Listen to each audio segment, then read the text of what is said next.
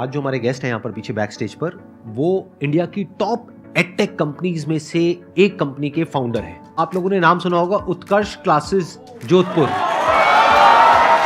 Please give an energetic and warm welcome to the one and only doctor Nirmal Gehlot.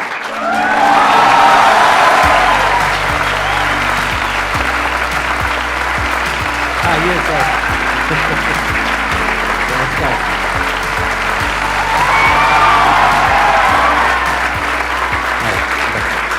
बैठिए। सबसे पहले Sandeep sir के बारे में कहना चाहूँगा कि संदीप सर जैसे और लोग भी आपसे कई जो मोटिवेट हुए होंगे, 2012 में जो आपका लाइफ चेंजिंग जो सेमिनार था, मैंने भी उसको अटेंड किया था और इतना ज़बरदस्त उससे मैं प्रभावित हुआ। और उस पूरे वीडियो में कई सारी चीज़ें हैं जो आज भी सब बच्चे अगर देखें तो आज भी उसको ग्रहण कर सकते हैं।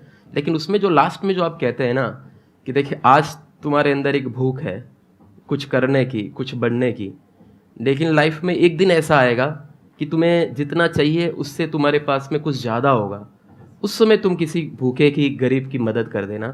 सर मैं आपको बताऊं 2012 से लेके अब तक मैं रुका नहीं हूं। जो बच्चे जानते हैं सबको पता होगा, हमने जो गुरुकुल बनाए, हॉस्पिटल्स बनाए, लाइब्रेरीज स्थापित की, एम्बुलेंसेज जो चलाई, मतलब राजस्थान मुझे लगता है आज की तारीख में मुझे लोग एंटरप्रेन्योर से ज़्यादा एक सेवाभावी व्यक्तित्व के रूप में जानते हैं।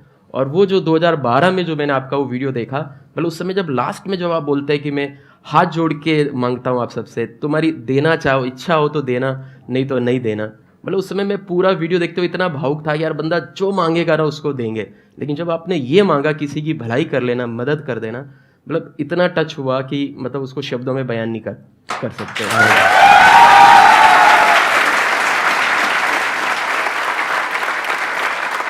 13 सितंबर 2002 को हमने शुरू किया था जोधपुर से ही।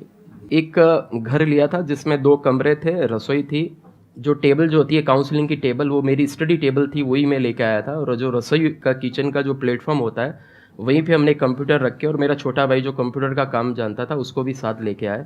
सुबह 4 बजे इंस्टीट्यूट पहुंच जाते, साफ़ सफाई करके अच्छे से बन ठन के तैयार होके, और 7 बजे रेडी रहते थे कि आप कोई स्टूडेंट आए, पढ़ाना है, काउंसलिंग करना है, शुरू करना है। तो कितने टाइम बाद आपको रिजल्ट मिलना शुरू हुआ? रिजल्ट मुझे लगता है हमें 1 महीने के अंदर अंदर आना शुरू हो गया। 4 बच्चों से हमने शुरू किए, 15-20 दिन में 40 भी हो गए।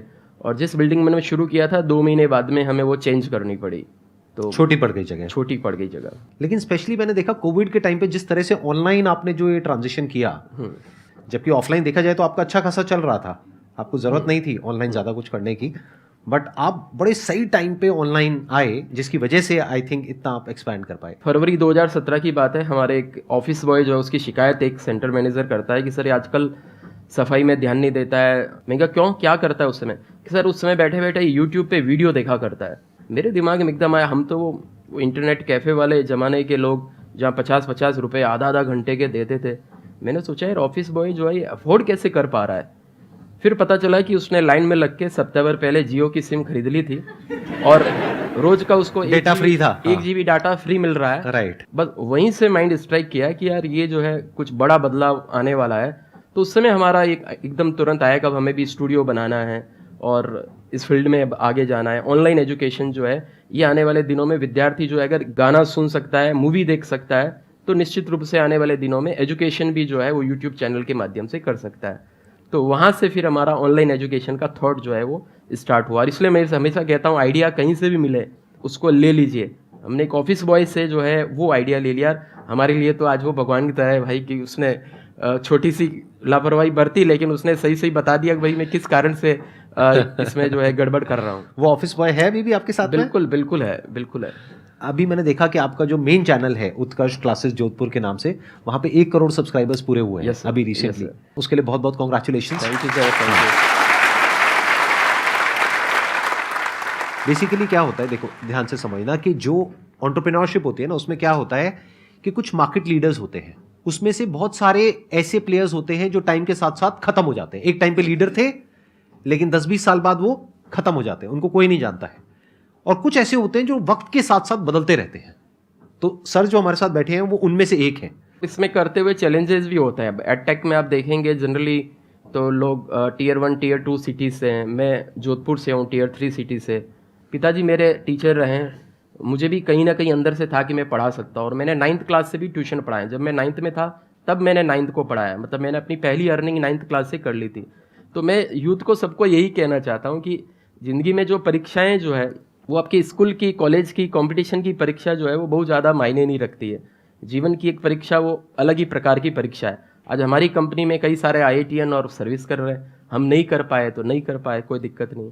इसलिए मैं हिंदी मीडियम का हूँ, मैं Tier 3 सिटी से हूँ, या मेरा आर्ट्स है या ये है, ये मतलब नहीं। और जितने भी पेरेंट्स हैं, आपकी वीडियो को सब लोग देखते हैं, पेरेंट्स को भी चाहिए कि अपने बच्चों को पूछ के, उसको शांति से बिठा के उसको कहे कि तुम खुद बताओ तुम क्या बनना चाहते हो। इससे पहले कि हम आगे बढ़ें और ऑडियंस आपसे क्वेश्चंस पूछे, मेरे माइंड में एक क्वेश्चन आ रहा है कि जैसे अब ये जो एडटेक कंपनीज हैं ये सब वेल फंडेड हैं, क्या आपके पास में भी फंडिंग है या आप सब कुछ खुद ही कर रहे हैं? नहीं सर, हमारे ऊपर अभी 1 रुपये भी डेट नहीं है, खुद ही कर रहे हैं। विद्यार्थियों का प्रेम जो है वही सबसे बड़ी फंडिंग है, उसी से लेके हम चलते हैं। सर जैसे कि अभी हम सर अभी बैंकिंग की तैयारी कर रहे हैं, बट सर कभी कभी मन करता है कि इसे बिजनेस स्टार्टअप करने का। फिर लगता है कि नहीं, हम मैथ्स में स्ट्रांग है, हम बैंकिंग एग्जाम क्रैक कर सकते हैं। फिर लगता है कि नहीं, बिजनेस में भी कर सकते हैं। तो सर वो डाइवर्सन समझ नहीं आता कि मीन्स इनिशिएटिव ले कि नहीं ले, उसमें कन्फ्यूजन रहता है बहुत ज़्यादा। मतलब जब इनका चैनल देखते होगे तो बैंकिंग की तैयारी करते होगे, मेरा चैनल देखते होगे तो मन करता होगा यार बिजनेस कर लेते हैं। Yes sir. तो अब सवाल ये उठता है, मेरा चैनल देखें या इनका चैनल देखें, बताइए सर। मन जो है ना वो आपका ये करूं वो करूं, इवन पढ़ते समय भी आपका मन बैंकिंग का एग्जाम की तैयारी करते हुए हो सकता है उसमें भी मन नहीं लगेगा, और बाद में धंधा करोगे बिजनेस में, उसमें भी लेके मन नहीं लगेगा। तो ये थोड़ा मन वाली प्रॉब्लम है। थोड़ा सा बुद्धि जो है उसको, मन को कंट्रोल अगर करोगे, थोड़ा सा ध्यान लगाओगे, थोड़ा सा 10-15 मिनट बैठ के सोचोगे कि किधर मेरा पैशन है, किधर मुझे जाना है, तो आपको खुद को अंदर से लेके जवाब मिलेगा। और मन तो इतना चंचल है ना, मन के बारे में लिखा हुआ है कि मरकटश्च सुरापाई तन वृश्चिक दंसकम। मरकट कहते हैं बंदर को, बंदर तो खुद ही उछल कूद करने वाला होता है। और मरकटश्च सुरापाई, बंदर को सुरा मतलब शराब पिला दो, और तन वृश्चिक दंसकम, उसको बिच्छू और कटा दो। तो बंदर को शराब पिला के बिच्छू डसवा दो, ऐसा मन है। और उस मन को कंट्रोल करने वाली बुद्धि है। तो आपका जो ये विचलन है उसमें आपको खुद को ही शांतिपूर्ण बैठ के, नहीं तो अभी मैंने आपको सलाह दे दी कि भाई तुम बैंक के एग्जाम की तैयारी मत करो, बढ़िया है बिजनेस कर लो, मैंने भी किया, और पता चला बिजनेस नहीं चला, आगे कोस हो गया हम दोनों को। तो कुल मिला के ये है कि मतलब सोच लो, लाइफ में 2-3 ऑप्शंस भी कई लोग रखते हैं, भाई पहले ये करेंगे बाद में ये करेंगे, इस प्रकार से भी लेके हो सकता है। लेकिन ये पूरा आपका ही कॉल है, मतलब आपको खुद को ही बैठ के अच्छे से सोचना होगा। अच्छा, मैं आपसे कुछ क्वेश्चंस पूछूंगा, आप मेरे को जवाब देना। Yes sir. क्या आपके माइंड में जैसे कहीं भी कुछ भी होता हुआ देखते हो, क्या ये थॉट आता है कि ये काम क्या हो रहा है, वो काम क्या हो रहा है, इसको मैं भी बेच सकता हूँ, इसको मैं ये कर Yes, सकता हूँ, sir, यहाँ से ये- पैसा कमा सकता हूँ? सर जैसे कि हम ऐसा नॉर्मल तरह से बताएं सर, तो हम एक बार रोड पर चल रहे थे, 2 गोलगप्पे की दुकान थी, और एक गोलगप्पे वाला दुकान वाला नॉर्मल तरीके से दे रहा था, तो उसका इतना बिक नहीं रहा था। पर वही दूसरा गोलगप्पा वाला इंसान उसमें प्याज काट के, एक्स्ट्रा तरीके से नहीं, तो आलू में प्याज काट डाल के देना, वो बंदा वैसे बांट रहा था। तो सर उसका ज़्यादा कस्टमर उस पर ज़्यादा अट्रैक्ट हो रहे थे, जबकि उसने कुछ किया नहीं, सिर्फ एक इनिशिएटिव उठाए थे। तो वही सोचा था कि बिजनेस में अगर कुछ एक नया चीज़ ला देना तो बिजनेस सक्सेस होने का रेट ज़्यादा होता है। और बताओ, और कहाँ पे क्या नजर आया आपको? बिकॉज मैं क्या समझने की कोशिश कर रहा हूँ, देखना ध्यान से समझना, जो एंटरप्रेन्योर्स होते हैं ना, उनका दिमाग 24 घंटे यही चल रहा होता है कि जैसे फॉर एग्जाम्पल कहीं जाएंगे, किसी इंस्टीट्यूट में ज्वाइन करेंगे, तो उनका दिमाग यहाँ नहीं चलेगा कि मेरे को इसको क्रैक करना है, वो ये सोचेंगे इंस्टीट्यूट वाला कितना कमा रहा है। अच्छा, क्या ऐसा हो सकता है मैं अपने किसी फ्रेंड को इस इंस्टीट्यूट में ले आऊं और यहाँ पे पहले से बात कर लूं और मेरे को कमीशन मिल जाए? सर कर रखा तो है। आपका एंटरप्रेन्योर का दिमाग है। सर ये टेलीपैथी कहेंगे। मैंने ग्रेजुएशन के बाद में तैयारी के लिए, कंपटीशन की तैयारी के लिए मैं जयपुर गया, और वहाँ पे 3-3, 4-4 दिन अलग अलग कोचिंग में जाके मैंने डेमो लिए, और मुझे वहाँ पे लग रहा था अरे यार इनसे बढ़िया तो मैं ही पढ़ा सकता हूँ और मैं भी अच्छा कर सकता हूँ। इतने सारे स्टूडेंट्स इनके पास में, हाँ। तो अपने को कंपटीशन की तैयारी तो नहीं करनी है, अपन भी कोचिंग खोलेंगे। मुझे एग्जैक्टली नहीं पता कि आपने ऐसा सोचा है नहीं सोचा, बट मैं गेस करता हूँ, आप बताना कि मैं ठीक कह रहा हूँ या गलत कह रहा हूँ। जैसे वो सुहानी शाह वाला सेशन देखा था ना आप लोगों ने, माइंड रीड करती है वो, तो अब मैं सर का माइंड रीड करने की पूरी कोशिश करूंगा, ठीक है? तो सर अब आप बताएंगे कि मैं सही कह रहा हूँ या गलत कह रहा हूँ।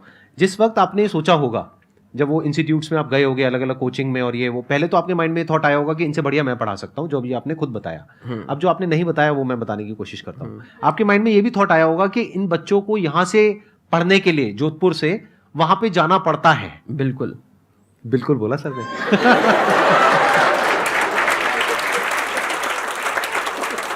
क्या हो अगर मैं कुछ ऐसा कर दूं कि उनको बड़े शहर ना जाना पड़े, यहीं पर मैं उनको उस लेवल की एजुकेशन दे पाऊं जो उनको बड़े शहर जा करके मिलती है, तो उनकी कॉस्ट भी बचेगी, रहने खाने का खर्चा भी बचेगा, और मैं यहां पर उसको बहुत अच्छे से कर पाऊंगा। तो एक गैप आपको नजर आया? बिल्कुल सर, बिल्कुल। दूसरी बार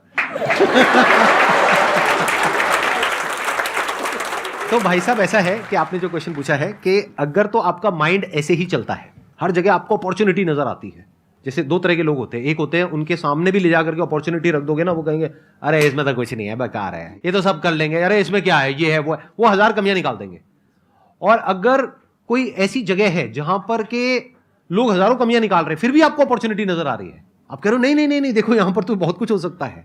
जैसे इन्होंने जब सोचा होगा, जाकर के अपना सबसे डिस्कस किया होगा, तो सब लोगों ने यही बोला होगा कि इसमें क्या होगा पड़ा नहीं, है, तुमसे यहाँ पर होगा तो कोई नहीं। कर ही नहीं रहा है, ऐसा तो कुछ हो ही नहीं रहा है। सब लोगों का छोड़ो, चाचा मामा लोगों ने भी कहा करे भाई इतने सारे कोचिंग पहले से हैं, तू कैसे करेगा कैसे करेगा। यहाँ छोटे शहर में बैठ के बस उसी समय तो उसी अपने को समय शुरू होना आग है लग कि जाती हाँ, है। हाँ। अब हमें करके दिखाना अब ही करके दिखाना। ये सेम कहानी होती है हर एंटरप्रेन्योर की, मेरी कहानी, इनकी कहानी, और जितने भी एंटरप्रेन्योर हैं सबकी कहानी सेम मिलेगी। तो अगर ये थॉट बार बार चल रहा है, ऑटोमेटिकली चल रहा है, और चाह करके भी आप इससे पीछा नहीं छुड़ा पा रहे हो, तो अब आपके लिए बिजनेस है। सर जैसे कि नोटिस करते हैं ना, तो मीन्स कि उसके मतलब सोचते रहते हैं कि इस टाइप से, मतलब इनिशिएटिव लेने में वो प्रॉब्लम होती है कि जैसे सोचते हैं तो फिर फैमिली का प्रेशर आता है कि नहीं बैंकिंग की जॉब तैयारी करो, बट जब तैयारी प्रिपरेशन स्टार्ट करते हो तो माइंड में चलता रहता है कि ऐसा हो जाता तो यार ऐसा हो सकता हाँ, है। तो फिर आपके लिए बिजनेस नहीं है। साफ कहना, सुखी रहना, कड़वा बोल रहा हूं लेकिन सच है, ध्यान से सुनना। अगर बिजनेस आपके लिए एक्चुअल में होगा तो आप ये सब बोलोगे ही नहीं जो अभी आप बोल रहे हो कि फैमिली का प्रेशर आता है, या फैमिली ऐसे बोलेगी वैसे बोलेगी, ये बोलेगी वो बोलेगी, वॉटएवर, या फिर ये प्रेशर की वजह से मैं रुक जाता हूं। आप नहीं रुक सकते ना। जैसे अगर प्रेशर आता है आपको, बहुत तरह के प्रेशर होते हैं, अभी कोई प्रेशर आ रहा है, मान लेते हैं आ रहा है, और मान लेते हैं बहुत तेज आ रहा है, बहुत जोर का, जितना जोर का आज से पहले कभी नहीं आया, रुकोगे मेरे कहने पे या किसी के भी कहने पे, या भाग जाओगे बाहर? भाग जाएंगे सर। तो बिजनेस आपके लिए है, समझिए।